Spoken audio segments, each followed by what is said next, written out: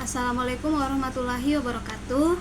Perkenalkan, saya atas nama Rana dengan NIM 2304 07502086. Di sini saya akan menjelaskan materi awal sampai akhir, yang dimana pertama itu hubungan empat keterampilan berbahasa.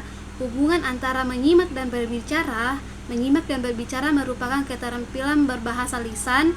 Keduanya membutuhkan penyajian dan penyajian kembali simbol-simbol lisan. Kedua itu, keterampilan menyimak merupakan kegiatan yang paling awal dilakukan oleh manusia bila dilihat dari proses pemerolehan bahasa. Ketiga yaitu secara berturut-turut pemerolehan keterampilan berbahasa itu pada umumnya dimulai dari menyimak, berbicara, membaca, dan menulis.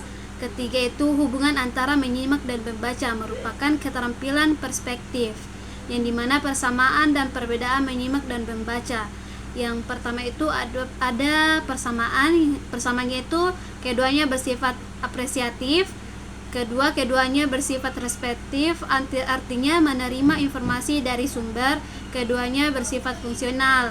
Nah, untuk perbedaannya itu membaca melakukan kegiatan komunikasi secara tidak langsung, menyimak melakukan komunikasi secara langsung.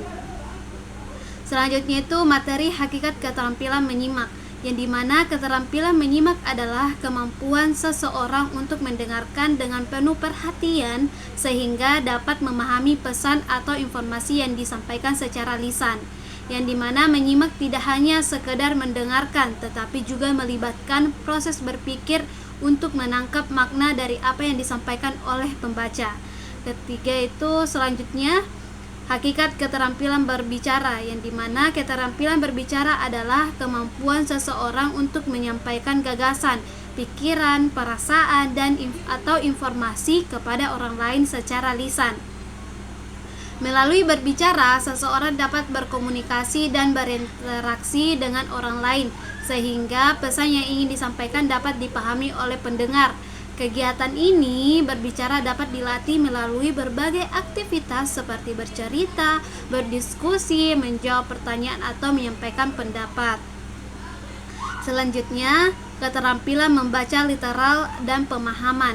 Keterampilan membaca merupakan kemampuan untuk memahami pesan atau informasi yang terdapat dalam sebuah teks. Dalam pembelajaran bahasa Indonesia di sekolah dasar, membaca tidak hanya sekedar memanfaatkan tulisan, tetapi juga memahami isi bacaan. Membaca literal adalah kemampuan memahami informasi yang secara langsung tertulis dan teks. Pada tahap ini, siswa dapat menemukan fakta, tokoh, waktu, tempat, serta ide pokok yang terdapat dalam bacaan. Selanjutnya, keterampilan membaca kritis dan kreatif.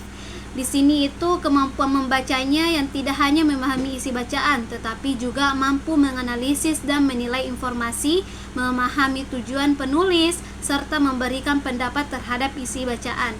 Selain membaca kritis, terdapat juga keterampilan membaca kreatif, yang dimana membaca kreatif adalah kemampuan pembaca untuk mengembangkan gagasan atau ide baru berdasarkan bacaan yang telah dibaca. Selanjutnya itu puisi, yang dimana puisi adalah salah satu bentuk karya sastra yang menggunakan bahasa yang indah, padat, dan penuh makna untuk menyampaikan perasaan serta pikiran penyair. Puisi berbeda dengan prosa karena memiliki irama, rima, dan pilihan kata yang lebih terikat serta estetis. Ciri umum puisi itu ada 4. Yang pertama, menggunakan bahasa yang padat dan indah. Kedua, memiliki irama dan rima. Ketiga, mengandung makna yang mendalam. Keempat, disusun dalam bentuk baris dan bait.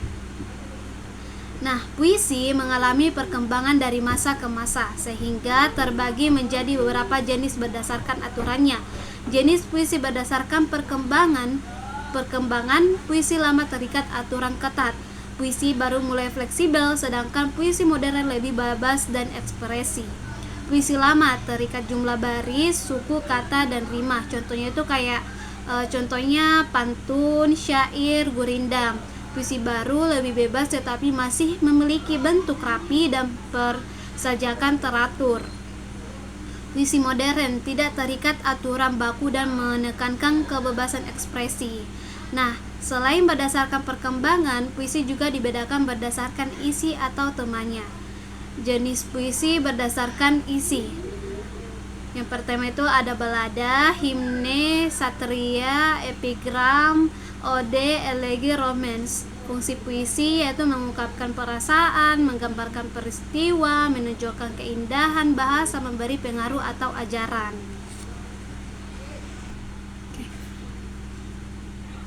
Selanjutnya saya akan membacakan naskah drama saya, yang dimana peran saya ini anak bungsu dari 3 bersaudara. Oke, langsung saja. Kak, uang semesterku gimana? Ayah pulang lagi malam. Aku coba.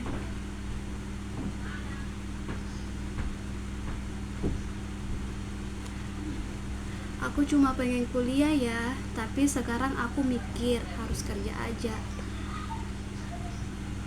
Kami masih butuh ayah, bukan uangnya.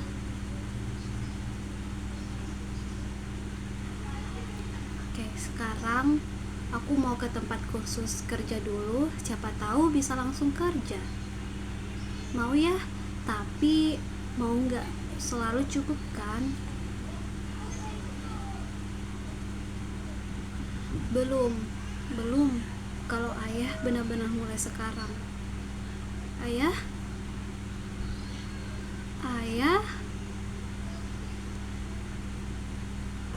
shift pagi udah selesai ya.